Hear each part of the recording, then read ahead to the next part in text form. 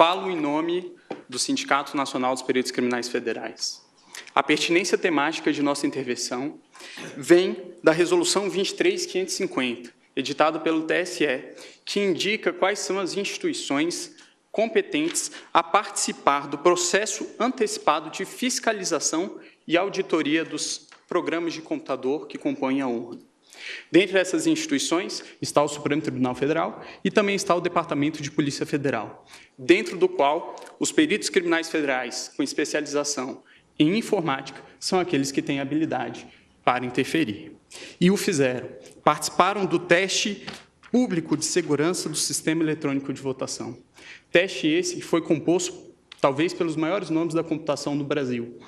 E o resultado foi que esses profissionais conseguiram, sim, encontrar diversos vícios, diversas falhas no Sistema Eletrônico de Votação.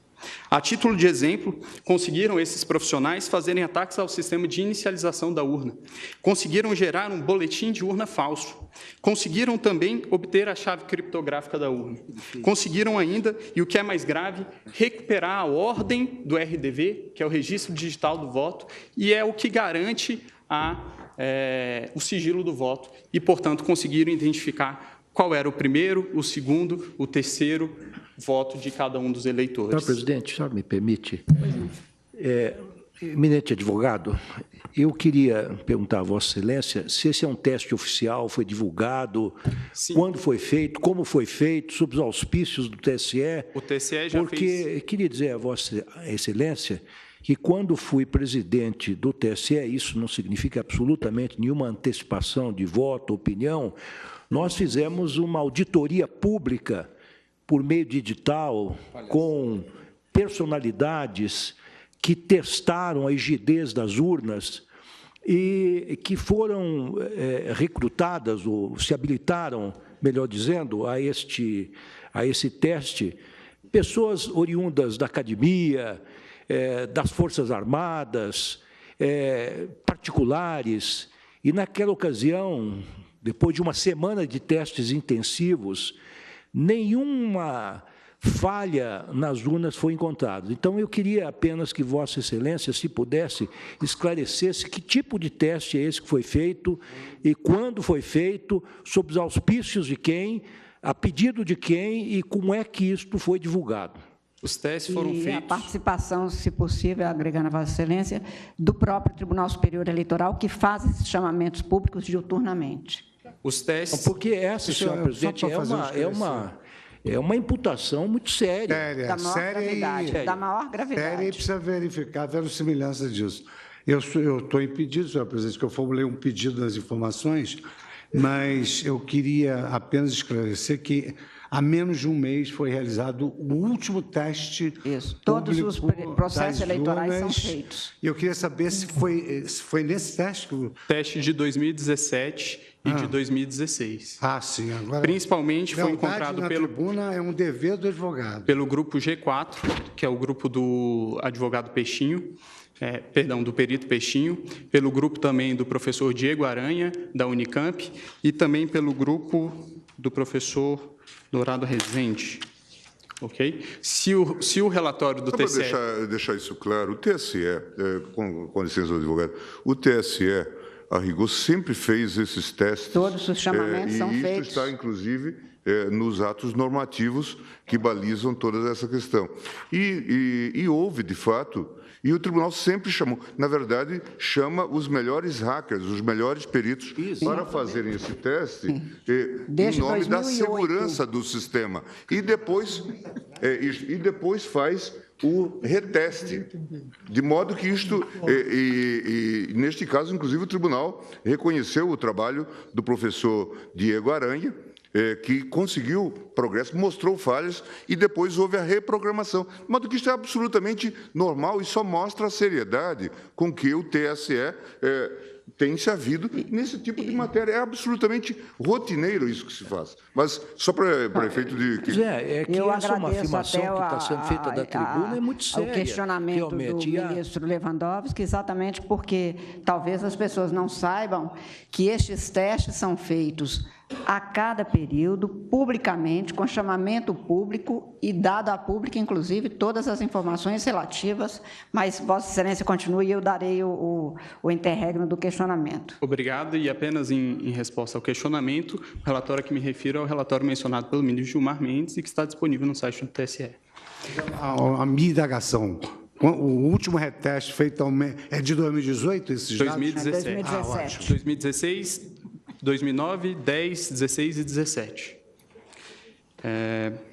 Mas, a despeito de tudo isso, os peritos criminais não estão aqui para um retrocesso. Os peritos criminais reconhecem, com certeza, os grandes avanços que foram conquistados pela urna eletrônica. E é bom que fique bastante claro que a impressão do registro de voto não é um adeus ao voto eletrônico. O voto eletrônico permanece sendo um voto eletrônico, apenas com mais um mecanismo de auditoria. E aí é importante trazer quais são os 3 principais pontos que são indicados como as auditorias possíveis e viáveis em uma situação como essa. Indica os técnicos responsáveis pela elaboração do sistema, que o RDV seria o registro digital do voto, seria um mecanismo para se apurar, se embaralhar os votos e se apurar a quantidade de votos. É bem verdade, mas esse sistema, o RDV, apenas permite apurar se foi adicionado ou excluído algum voto, e não se o voto foi registrado devidamente como o eleitor confirmou no momento que apertou o botão. O boletim de urna, do mesmo modo, ele permite sim uma auditoria, mas ele permite a auditoria da conferência conquistada escrito no boletim de urna com os resultados que foram apresentados no site do Tribunal Superior Eleitoral. Mas ele não permite, novamente, se verificar se o voto foi registrado de maneira adequada. E, por fim, a votação paralela, que resolveria essa situação que apresento, que seria o ato de se pegar algumas urnas no dia da eleição e fazer a simulação de uma votação para se verificar se a urna registrou adequadamente os votos. Elas, segundo informações do professor Pedro Dourado Rezende, na audiência pública realizada no Congresso Nacional, não seriam suficientes para isso, porque qualquer programador com pouco tempo e poucas linhas no código-fonte conseguiria programar o sistema para que ele identificasse que o registro biométrico está sendo dispensado com um percentual acima do normal e para que, portanto, os vícios não surgissem nesse teste. Então, o professor, não vou ler por conta dos 8 minutos que me foram limitados, qual é o posicionamento do professor.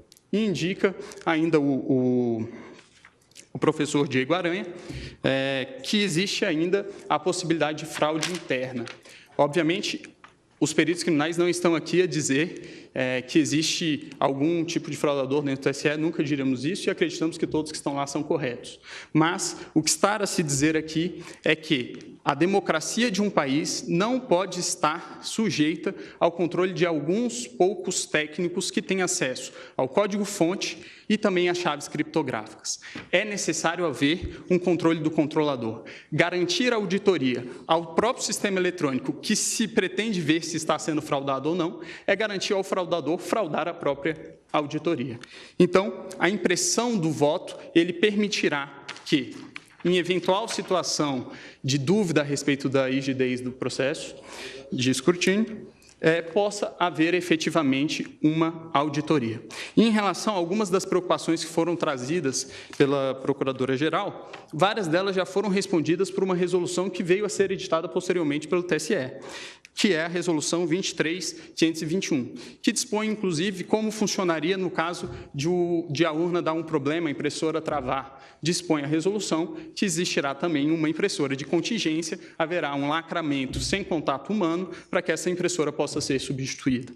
Também em relação ao argumento de que deficientes visuais não teriam como verificar o voto impresso, foi editado também em 2017 a Resolução 23.554 pelo TSE, que dispõe que o deficiente visual poderá ser acompanhado de uma pessoa de sua confiança. Sobre o risco também de que, durante uma pane da impressora, o fiscal de urna poderia chegar e ver qual é o voto daquela pessoa que está dentro da cabine, esse argumento também não me parece bastante plausível, tendo em vista que a urna eletrônica também pode travar com a sua tela congelada e também um fiscal de urna teria que entrar para trocar pela urna de contingência. O Brasil, excelentíssimos ministros, é o último país que ainda adota o sistema DRE sem o VIVPET. O VIVPET é exatamente isso que nós estamos falando, que é a impressão do registro. Países que, em algum momento, já adotaram o sistema que hoje adotamos, já o abandonaram. A título de exemplo, Alemanha, Bélgica, Holanda, Irlanda, Inglaterra, Rússia, Índia, Estados Unidos, Canadá e México. Por fim, excelências, utilizaria aqui mais uma vez a fala do professor Diego Aranha, que o ministro Gilmar mencionou, quando se trata dos argumentos de preço de viabilidade temporal. E aí eu vou tomar a liberdade de ler nesses meus últimos minutos. Diz o professor: é inegociável a existência de um registro físico para fins de transparência. Em situações de vitórias cada vez mais apertadas, não se pode ter dúvida sobre o resultado correto das apurações. Sobre a questão orçamentária, eu gostaria de finalizar dizendo que a possibilidade de auditoria de uma eleição não deveria ter preço. Esse é o requisito de qualquer eleição, provar para os participantes que o resultado é acurado e honesto. Isso não deveria ser negociável. A discussão, se não é possível acomodar no sistema atual brasileiro, para que ele possa ser transparente, inverte completamente a sequência lógica das coisas. Transparência é um requisito. E ainda em relação ao preço, são vários os exemplos que podem ser encontrados na rede mundial de computadores de gastos semelhantes com coisas que, acredito eu, não tragam tantos benefícios à democracia do país. A título de exemplo, o governo federal gastou 800 milhões de reais em publicidade no ano de 2017. O valor estimado para a impressão do voto, é de 2 bilhões de reais. Por fim, inexiste inconstitucionalidade no dispositivo. O dispositivo, a nosso ver, apenas torna mais constitucional o estado de coisas constitucional que já existe, e é nesse sentido que os peritos criminais federais requerem seja julgado improcedente os pedidos da inicial. Agradeço a atenção de todos.